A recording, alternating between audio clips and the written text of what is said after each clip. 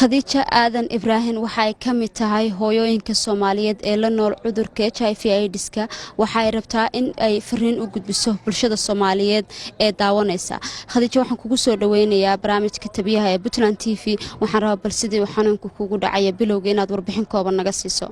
waan dhawahay alxamdulillah harta ilaahay baa mahadlay aan xanuunka waxa la noolay muddo 9 sano ah xilliga la iga helay qaraabadeeda qaarna way ogaayeen qaarna ma ogeyn hal gabadhan korsan jiray marka dambe ninkayga qabi jiray haduu qabay marka dambe isaga soo ogaaday xaaladiisii aan xanuunka u soo dhacay marka dambe aan kalibaas ka noolaan jiray gabadheedan korsan jiray aan caqabadayga la kulmay halkii aan ku noolaan jiray deegaankan ku noolaa marka waxaan isiri xadiiska waxaan xasuustay nabigu yiri sallallahu alayhi wasallam oo yiri meesha haday kugu adkaato waa laga haajiraa was ka soo haajiro Puntland ma iska soo galay gobolada waqooyi galbeed baan u dhashay waxay ahaayeen markii aniga dadkii horta garabkayga ka dhawaa oon waayay ana xanuunkiina nool ee dadka iga celin lahaa waalidiinteedii qaaran waayay aabii baa soo haray aabihiina wuxuu gaaray dadkii oo dhan ii sheego marka waxa noqday shimbir baal ka go'ay waan kaliya waxaan u habran jiray gabadheeda yar caqabada ani dhibti igu dhacday inayna ku dhicin maadaama gabadh tahay oo iyada seef gareeyo oo iska sito dawadeedana qaato waxay caqabadii waxa kamid ahaa walaashay guri in la iga kareyn waayo guriga hadii la iga kareeyo xitaa anoon wali guriga ku guurin baa lacagtii horumarinta la soo celiyay igu tirislaantii dad baa iga imanay Jabuuti hooyo wata lacagtaadi hatta qofkii igu dhawaa markii intuu ii yimid igu yiri intuu difaaci lahaa isagoo guri weyn ku jira buu igu yiri anigu waka waxba kuma qaban karo dadkii oo dhaaday kugu sheekaysanayaan xaafadana ma wada deganaan karnayna kala qari markii waan go'aansaday intaan maghrib baan tukaday ilaahay bariyay inaan ka haajiro meesha waan ka soo haajiray ilaahay iguma waan ku guuleystay waxay soo dhaweeyay dadkeena reer Puntland alxamdulillah rabbil caalamiin guul baan gaaray dadkayga anu istaagay caafimaadka wax ka bartay fitsi baan ka shaqeeyaa counseling sameeyaa tastiga sameeyaa dadkayga anu istaagay ku kasta meeshiisan ku ogahay inta ani awoodayda anu cidna lacag ma siiyo laakiin xanuunka maadaama anu go'ay aragsana 9 sano dawada qaadanay waa soo dhaweeyaa walaalahayga dhalinyartan waxaan ku booriyaa intayna iskuursan inay isbaaraan waliba 2 jeer oo 3 bilood u dhaxayso hadda gabadheedii berigii maanta waa dhowr 10 jir hadda dad baa igu dhaafay media la hor istaagtaa Khadija gabadhaada ayaa guursanaya gabadheeda waxaan ku yiraahdaa guurka Allah haya laakiin waxay fiican baan ku yiraahdaa laba reer oo safe noqda oo waxay ugu muhiim ah laba reer oo safe noqda walaalahaya inaan badbaadiyo oon u sheego xanuunka dad baan ogeyn dad baan xarunta ba aqoon xataa xaruntu waxa ku taala isbitaalka in referaalka garoowe walaalahayna inii jooga qof dhalinyarana ahay iga cabsoonina yimaada la isbaara xaaladina ogaada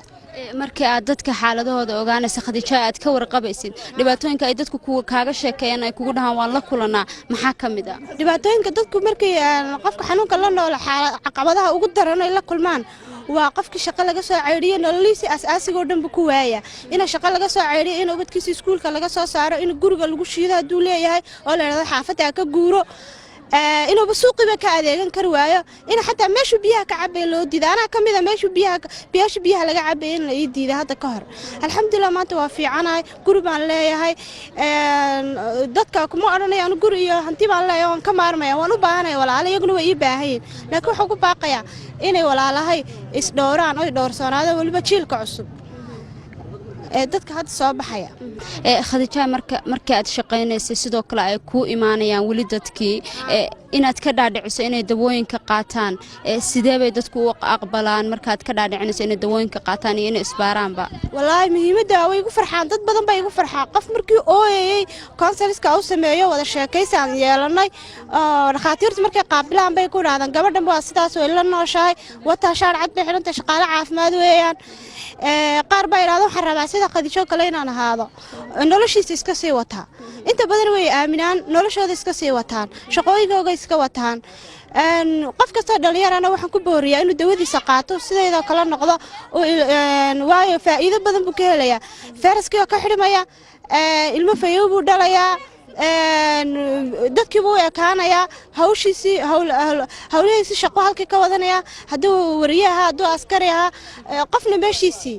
ya waxaan leeyahay walaalahayaga naga waaweyn khibrada kale naga waaweyn dadka wajihaad u noqotaan isqarinayna waxaan baa ku dirayaa afka Soomaaliga meel kasta joogaan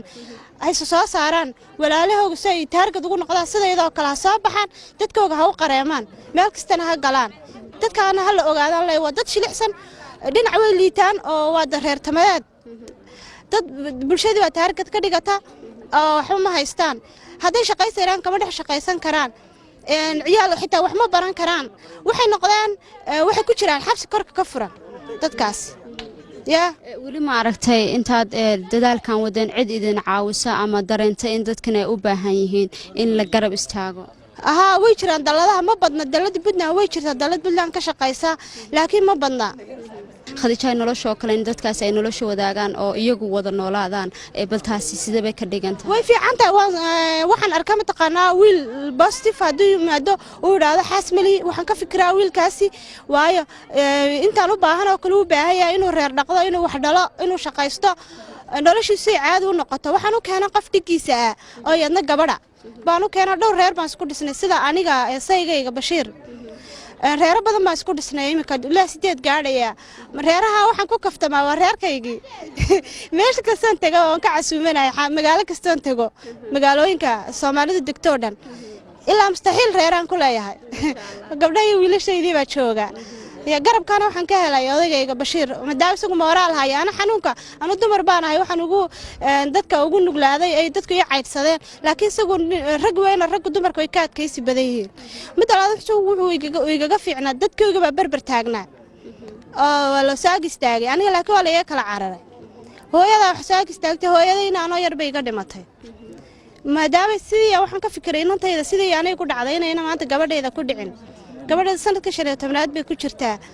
waan la sheekaystay waan la saaxiibaa hatta xanuunka ay hayo waan u sheegay markii eed soo gaadhaan u sheegay oo igu tirooy iskuul lacag badan igee waxaan ku dhahay kuma awoodo aabaha saasaan ugu kala dhacday waan kala tagnay waxaan ana ku sabad gareeya hooyo iskuulkaasaan ku awoodaa saasaan u xanuunsanahay noloshaada intaasaan ku awoodi karaa iskuulkii aan ka soo baxay waa kana dhigo hadda fontri way sanadkan ku guuleystay way ogtahay in xanuunka hadda guriga ay joogtaa waxay inta ku dhiirataa in shaqaale caafimaad noqoto dumarku sidee ugu nugul yihiin dhibaatooyinkaasi marka waxay ugu nugul yihiin inta badan inta burburku dhacay horta sidaad ogtahayba nolosha waxay ku xeeran tahay dumarka ma ogtahay dumarkii hooyadii ninku hadduu xanuunka ku dhacay bayadan iskaga taagto aan laga garanayn buu tagaa laakiin hooyadu waxan bay ku fadhidaa uwaday ku fadhidaa ma ogtahay kama tagi karto ubadkayga dib u eegaysaa dhibaatadii oo dhan way saarantay bulshadiina waa taargad bay ka dhiganaysaa toosh baa la daba sitaa ugu dambeyn fariinta aad diraysa maxay tahay fariinta aan diraya waxa weeyaan mid waa mid dadka ayaga masaakiinta positive-ka la nabadgeliyo waayo iyaguna waxay ku kacayaan tacadiyo kale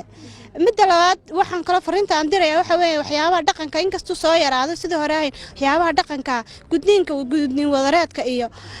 waxa cunaha carruurta laga jira hal meel aroortii lagu soo ururiyay waxyaabaha laga tago dhaqamada noocaasa hal ogaada xanuunkan inuu saa ku faafayo